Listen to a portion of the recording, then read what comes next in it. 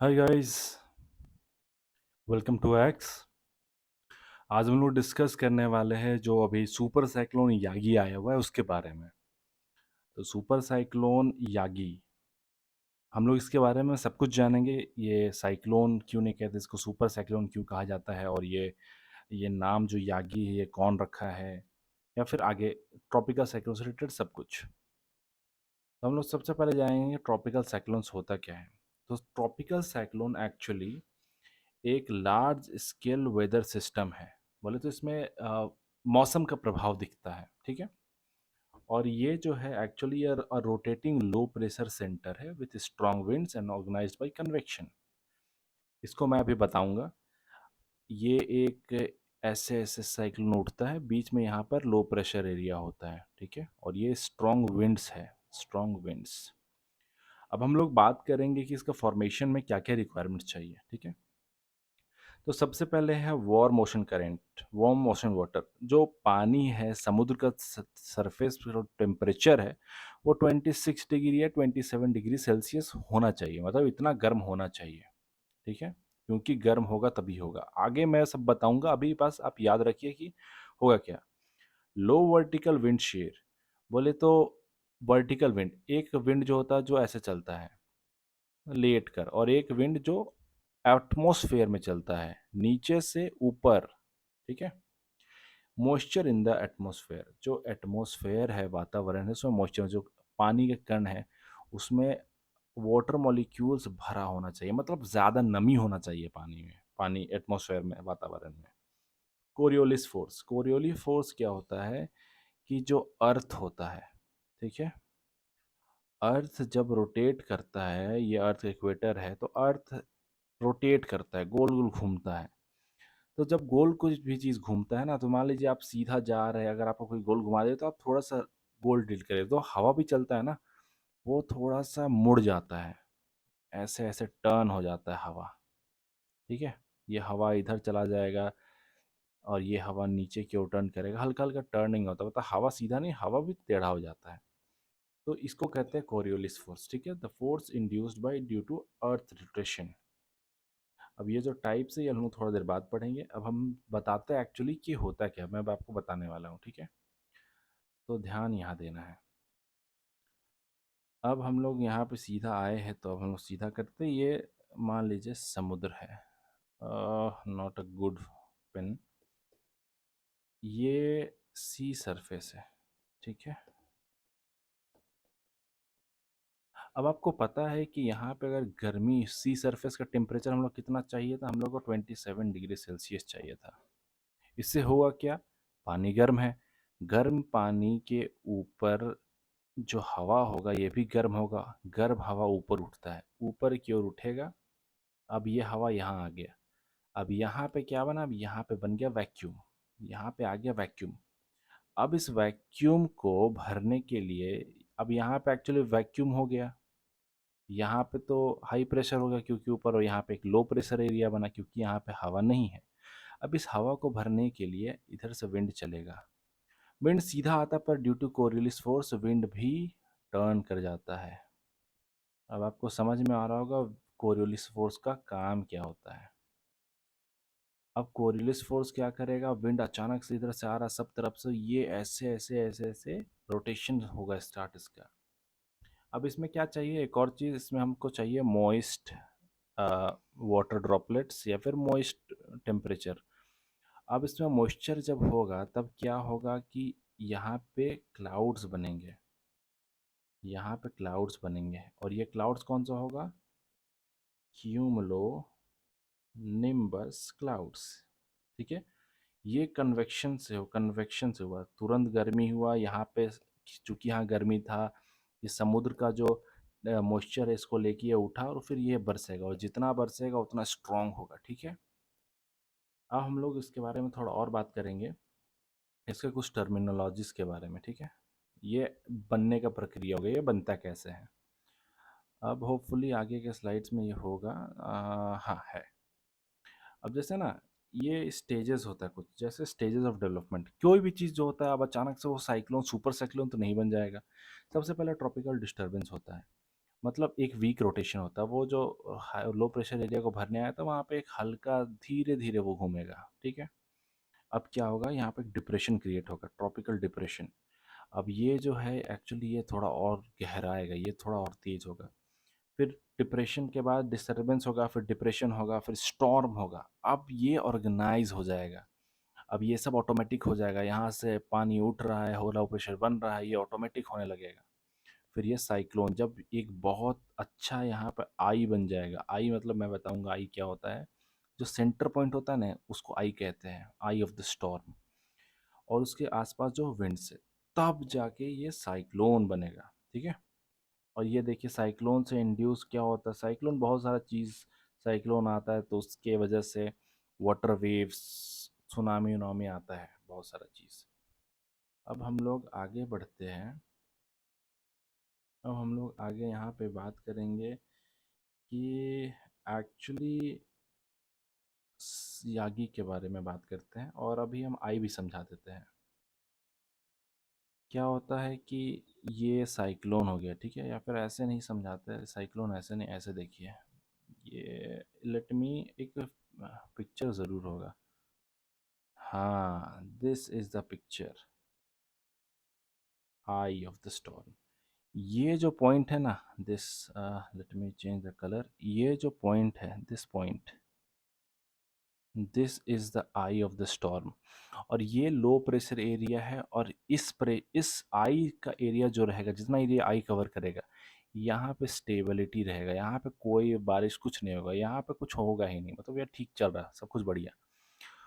और जो eye wall होता, आई वॉल बोले तो इस आई से सटे हुए जो यहाँ पे विंड्स घूम रहे हैं, मतलब इसके जस्ट बाहर, बाउंड्री के जस्ट बाहर वाला यहाँ पे जो विंड्स होंगे, ये विंड्स सबसे स्ट्रांग होंगे, मतलब इसका इंटेंसिटी सबसे ज़्यादा होगा।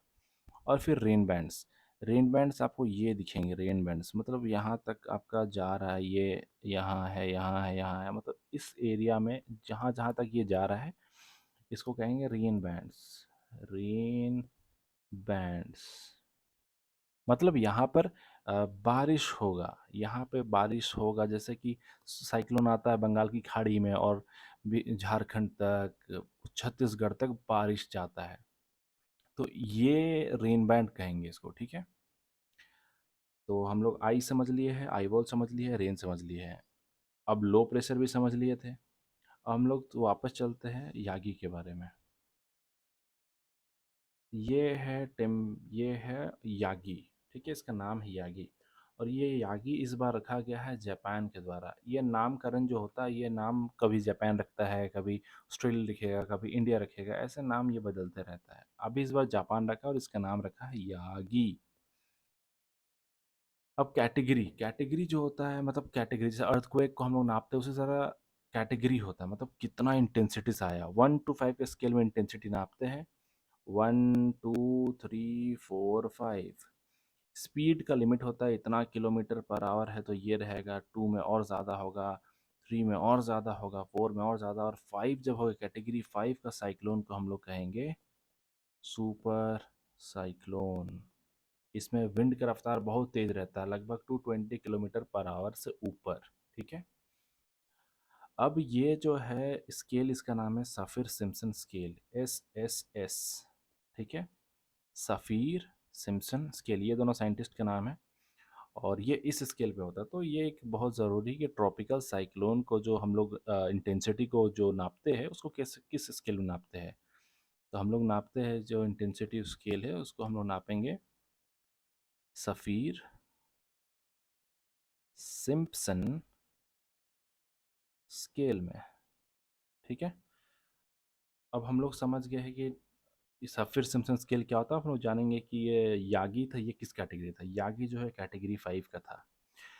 2000 से लेके 2024 अभी चल रहा है, तकरीबन 24 साल में 5 ही सुपर साइक्लोन आए हैं आज तक। 2021 में एक हुदहुद आया था, वो भी सुपर साइक्लोन के कैटेगरी में था। और इसी तरह से 2014 में एक आया था, फिर 2001 में आया था। इस तरीके से सुपर साइक्लोन्स बस 5 ही आए हैं पूरे 24 सालों में। ये जो साइक्लोन यागी था, ये एक्चुअली फिलीपींस से शुरू हुआ था। फिलीपींस में, यहाँ पे फिलीपींस है, यहाँ से शुरू हुआ था और फिलीपींस में लैंड में थोड़ा दूर चला, उसके बाद वापस से ये सी समुद्र में आ जाता है। और ये ट्रॉपिकल साइक्लोन का एक और ख़ास बात क्या होता है ना, कि ये जब तक पानी में रहता है, जब तक इसको मॉइस्चर मिल रहा होता है, मॉइस्चर बोले तो पानी का सतह जब तक इसके ऊपर जा रहा है, तब तक ये स्ट्रांग होता जाता है। और जब ये लैंड एरिया में आता है ना, लैंड एरिया में, तो इसको मॉइस्चर जो होता है वो कट हो जाता है। तो इसको समझिए, इसको फ्यूल बंद हो गया, तो फिर ये कमज़ोर पड़ने स्टार्ट होता है। जैसे कि बोला जाता है कि जैसे स्टॉर्म आ रहा है, सुपर साइक्लोन साइक्लोन्स आ रहा है, उड़ीसा के तट पे टकराया, उसके बाद 2-3 दिन बाद झारखंड बिहार आते-आते तक वो फिर ख़त्म हो जाता है। क्यों ख़त्म होता है? क्योंकि उसको मॉइस्चर का सप्लाई कट हो गया है, ठीक है? अब ये हम लोग पढ़ लिए व्हाट इज़ यागी। अब हम लोग आगे चलेंगे, यागी का सीन क्या है? हाँ, ये तो अभी-अभी हुआ था। सी सरफेस टेम्परेचर 27 डिग्री टेम्परेचर चाहिए। ये प्री रिक्विज़ाइट होता है कुछ-कुछ, ठीक है? Let me change the slides. ये मैंने कुछ स्लाइड्स बना रखा था खाली, कि समझाने में आसान होगा। मूवमेंट ट्रैक, ठीक है। तो साइक्लोन के बारे में हम लोग लगभग सब कुछ पढ़ लिया। अब हम लोग देखेंगे साइक्लोन का इम्पैक्ट क्या होता है। ये सब को मैं आपको स्लाइड में ही एक्सप्लेन कर दूंगा, ठीक है।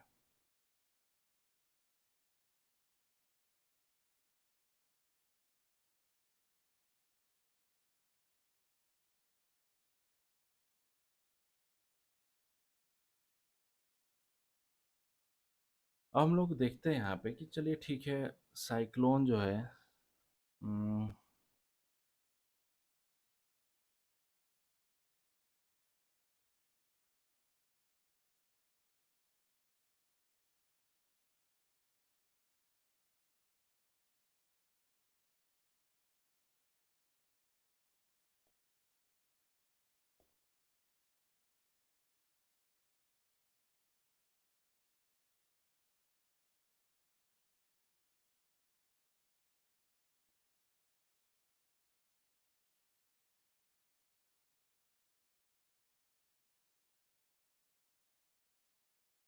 हम लोग देखेंगे साइक्लोन साइक्लोन आ गया, ठीक है। Cyclone has hitted the coastal areas.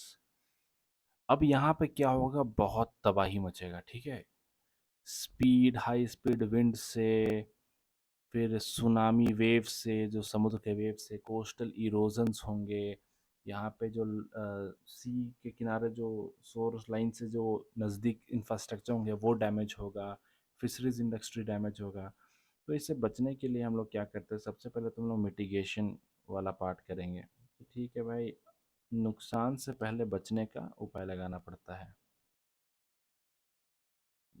Late me check, there is some problem.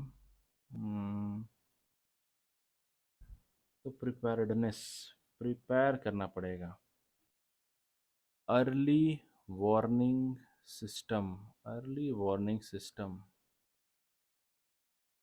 ये समुद्र में इंस्टॉल करेंगे ताकि हम लोग को पता चले कि हाँ सुनामी आ रहा है या फिर साइक्लोन आ रहा है, तो हम लोग पहले से ही वो एरिया को इवैक्यूएट करा लें, ताकि जो भी डैमेज होगा वो नहीं होगा। दूसरा हम लोग क्या कर सकते हैं कि हम लोग अ, यहाँ पर अवेयरनेस फैला सकते हैं। अवेयरनेस, इस समुद्र से अगर हो रहा है तो आप 1 किलोमीटर, 2 किलोमीटर, 3 किलोमीटर्स दूर चले जाए, अगर आप खुद से जा पा रहे हैं तो। फिर हम लोग यहाँ क्या करेंगे कि अ, यहाँ पर ना नेचुरल जो मैनग्रूव्स होते हैं, जैसे मैनग्रूव्स हो गए, कोरल रीफ्स हो गए, ये सबको बचाने से क्या होगा ना, इनडायरेक्टली हम लोग का फ़ायदा होता है। जैसे ये कोस्टल एरिया है, यहाँ पर होता है कोरल रीफ। कोरल रीफ जो होता है ना, ये एक बैरियर की तरह काम करता है। ये जो वेव्स आ रहा होता है इसको तोड़ता है, ये बहुत स्ट्रॉन्ग वेव्स आ रहे हैं इसको तोड़ देता है, फिर वो छोटा छोटा इफेक्ट करेगा। दूसरा लाइन ऑफ डिफेंस होता है जो कोस्टल एरिया में मैनग्रोव फॉरेस्ट जो रहते हैं। मैनग्रोव फॉरेस्ट में जो जड़ होता है वो सब भी सलाइन वाटर को इंट्रूड करने में रोकता है, जिसके कारण वेजिटेशन बचता है, जिसके कारण सोइल इरोजन नहीं हो पाता है। तो preservation of mangroves and coral reefs are very important uh, methods. The protection of mangroves and coastal reefs are of great importance in various ways. तो हम लोग अब आगे बढ़ते हैं. अब इससे रिलेटेड एक हैदराबाद में नेशनल ओशन रिसर्च इंस्टीट्यूट करके है, ओशनोग्राफिक रिसर्च इंस्टीट्यूट. ये एक्चुअली ये सब का डिटेल रखता है, ठीक है. अर्ली वार्निंग सिस्टम बहुत ज़रूरी है. फिर जो कम्युनिकेशन लाइंस होता है, कम्युनिकेशन, मोबाइल में कभी देखते होंगे ये ड्रिल मैसेज है करके आता है. अब चूंकि ये सब समय में कम्युनिकेशन बहुत इंपॉर्टेंट है, कम्युनिकेशन से आप लोग रिमोटली पब्लिक को इन्फॉर्म कर सकते हैं और जल्दी वहाँ से कोई भी इवैक्यूएशन या फिर कोई भी ऑपरेशन हैंडल कर सकते हैं. तो this can help a lot. तो इतना ही था. जैसे इमरजेंसी रिस्पांस में इवैक्यूएशन ऑर्डर्स है, इमरजेंसी डिक्लेरेशन, इंटरनेशनल एड्स में कंट्री फिर एड एंड मेडिकल एड सब पहुंचाएगा. फिर रिलीफ में क्या, ह्यूमैनिटेरियन असिस्टेंट, फूड, पानी, मेडिकल सप्लाईज पहुंचाएगा. रेस्क्यू ऑपरेशन चलते हैं. रिकवरी एफर्ट्स में क्या होता है, अब क्या होगा, डैमेज हो चुका है. जैसे अभी क्या किया ना, नेशनल डिज़ास्टर मैनेजमेंट फंड बना है और नेशनल डिज़ास्टर रिलीफ फंड. अब ये रिलीफ फंड में क्या है कि 80% फंड यहाँ जाएगा और 20% फंड इसको मिलेगा. अब ये 80% में जो 40% है ये रिलीफ पहुँचाने में दिया जाएगा. अब इसमें 40 में जो 30% है ये जो डैमेज हो गया उसमें रिकवरी का काम करेगा, और जो 10% है ये प्रिपेयर्डनेस में लगाया जाएगा. तो एक फंड भी रिलेटेड है करंट अफेयर्स में, बहुत इंपॉर्टेंट. तो this is the complete information about this cyclone Yagi. This is indeed a very strong super cyclone which has caused various damages in various countries. सबसे ज़्यादा डैमेज किया है वो किया है वियतनाम में. वियतनाम में बहुत डैमेज करा गया है. म्यांमार में इसका बहुत इफेक्ट देखने को मिला है. ये सब कंट्रीज़ में बहुत ज़्यादा इफेक्ट देखने को मिला है, ठीक है. तो thank you for joining x and I hope you like the video. आप लोगों को समझ में आया होगा व्हाट इज़ साइक्लोन यागी और ट्रॉपिकल साइक्लोन के बारे में भी. और ट्रॉपिकल साइक्लोन जो है नॉर्दर्न हेमिस्फेयर में एंटी क्लॉकवाइज घूमता है और सदर्न हेमिस्फेयर में क्लॉकवाइज घूमता है. ये कोरिलेशन फोर्स का की वजह से होता है. एंड बस नॉर्मल सा बात है, इसके बारे में और जानकारी जानने का ज़रूरत है नहीं. एक बार किताब से एनसीईआरटी से आप पढ़ लीजिएगा तो आपका सारा चीज़ क्लियर हो जाएगा, ठीक है. हालांकि this is the complete knowledge. Thank you for joining us. See you in the next video.